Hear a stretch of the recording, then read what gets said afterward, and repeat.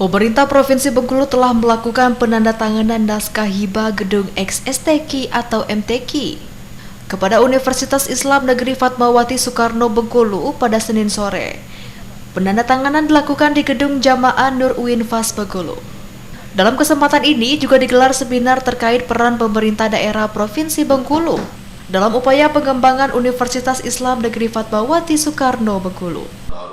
Iya kan sekalian, harus begitu, bukan strata yang berbeda lagi, program doktornya semakin diperbanyak. Akan semakin apa? Semakin banyak mahasiswa. Investasinya juga akan semakin besar. Jadi, fungsi mencetak SDM sekaligus menggerakkan ekonomi daerah. Ketiga, menurut sekalian. Bagaimana caranya mewujudkan itu? Jadi pertanyaan, tadi saya mendapatkan data dari Pak Rektor, Pak Gubernur katanya, jumlah mahasiswa tahun ini itu menurun. Waduh, saya pikir bagaimana mau meningkatkan ya orang tahun ini aja turun. Terus Pak Wakil Rektor ngomong, bukan Winfas saja Pak, seluruh Indonesia. Seluruh Indonesia. Ternyata ada penurunan jumlah mahasiswa. Nah, bagaimana sekalian? Hemat saya, kita bertukar pikiran. Karena kalau seminar itu kan kita menyampaikan sebuah teori yang bisa kita pertanggungjawabkan kebenarannya, ya kan? Sehingga bisa dianalisa, dikaji oleh para pihak, sehingga menjadi sebuah keputusan saintifis. Itu seminar sekali. Maka saya beranalisa begini sekalian. Uinfas betul harus menambah kerangka, fakultas, prodi, rumah sakit, bla bla bla, klinik dan sebagainya.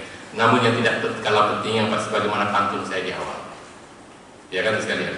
Kalau bekerja hendaknya sampai tuntas, agar kita tahu jelas dan nyata hasilnya. Ayo kuliah di Uinfas, ya kan, kampusnya nyaman, insya Allah penuh. Nah maksudnya begini. Kedepannya Uinfas Bengkulu diharap dapat terus berkembang dan maju dengan menambah prodi dan jurusan agar memiliki sumber daya manusia yang berkompeten dan religius. Sementara itu ditambahkan Gubernur untuk aset yang belum diserahkan yakni Gedung Gunung Bungkuk yang saat ini masih terhalang adanya perubahan perda terkait dengan retribusi daerah. Kemudian nantinya akan diserahkan kepada pihak Uinfas. Hari ini kita sudah menandatangani berita acara penyerahan aset X dibangun pada waktu STQ, Pak ya. STQ beberapa tahun yang lalu dengan proses yang cukup panjang. Hari ini secara legalitas administrasi dan secara de facto sudah kita serahkan kepada Uinfas. Tinggal satu gedung Bungkuk itu segera, cuma itu tinggal terhalang. Kita harus merubah dulu peraturan daerah terkait karena itu sumber retribusi daerah. Jadi akan kita lepas dulu, kita keluarkan, setelah itu langsung kita serahkan kepada Uinfas. Yang kita harapkan sebagaimana beliau sampaikan Pak Rektor nanti bisa menjadi biro D-nya di sini. Ya, termasuk tadi kalau dimungkinkan kerjasama terkait pembangunan bumi perkemahan. Saya menarik sekali itu, karena kita Keluarga Bengkulu nggak punya lokasi bumi perkemahan, sudah kemarin udah nyari beberapa, saya bilang minimum 2 hektar. Nah ternyata ada di sini, tetap aja lokasi di sini, maksud saya kita bangun secara bersama-sama menjadi bumi perkemahan yang layak. Saya kira nanti dibicarakan dengan kekuatan, itu akan bagus sekali menurut saya. Ya. Rektor Universitas Islam Negeri Fatmawati Soekarno Bengkulu, Zulkardain Dali menyampaikan, kedepannya gedung STQ yang memiliki luas 30 hektar ini akan dibangun bumi perkemahan pertama di Bengkulu dengan skala internasional yang menjadi pusat kegiatan.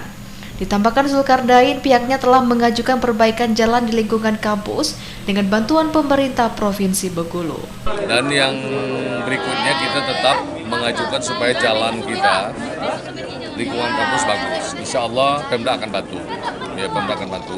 Di samping itu kita buat buka wacana, kita buat bumi perkemahan yang asri, yang enak ya. Ya, itu jadi lokasi kampus. Itu memang ada bumi perkemahan Sarwa Dharma Ali, tapi itu tidak standar. Kita maunya nanti toiletnya, segala macam tempatnya, itu ada danau, ada situ, ada backup lain-lain ya kan, supaya lebih anak-anak tuh rutin. Sumatera itu kegiatannya rutin. Nah itu yang kita harapkan. Yang berikutnya memang gagasan kami, kita akan membuat fakultas baru. Cuman ini punya pertimbangan, karena izinnya itu Kementerian Agama, Dignas dan Menpan. Nanti tim saya akan mengkaji ya, menurut Pak Warek 1 segala macam supaya lebih kondusif. Kita nggak mau ada salah satu di Papua dia buka fakultas baru tapi nggak ada peminatnya. Kita survei dulu ya, kita survei supaya bagaimana peminatnya tinggi dan yang berimbang. Nah persoalan gedung nanti bukan kita menyangga, Karena kita ini UIN Fatmawati yang menjahit bendera merah putih. Makanya kita arahkan bahwa kampus kita kampus merah putih. Nah, itu kan gitu. Kota Pak. Ya, bukan kota. Kota itu kan lain lah. Karena kita UIN Fatmawati yang menjahit bendera merah putih. Jadi wajar kalau ya pesan-pesan keluarganya supaya merah putih, karena ini bumi merah putih. Kalau kota kan lain, kita suasana kampus kita berbeda. Ada penyerahan aset di atas 5 miliar harus mendapat rekomendasi dari DPRD.